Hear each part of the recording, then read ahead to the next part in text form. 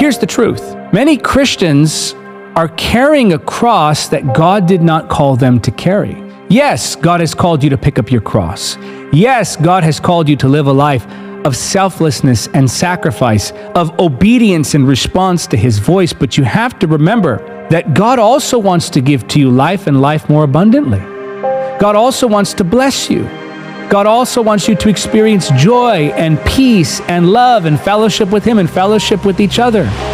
So here's what a lot of Christians do. They'll look at something like this and say, well, Jesus told me to take up my cross, and then they'll go and make a sacrifice that God did not tell them to make. For example, perhaps you're someone who's working a job that you found that you actually now enjoy. Maybe you worked at a previous job, they didn't pay you so well, they were mean to you.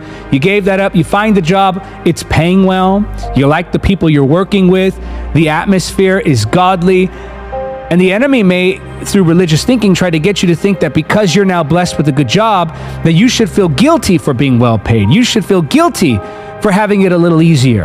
And so the enemy will try to make you feel guilty for being blessed with property, being blessed with a good meal shared with a friend. He'll try to make you feel guilty for experiencing any form of entertainment, even if it's godly entertainment. But here's the reality. When Jesus told you to pick up your cross, He told you to obey Him.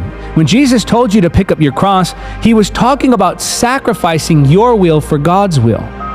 He's not saying, whip yourself on the back over and over again and try to be as miserable as possible, or else you're not a true Christian.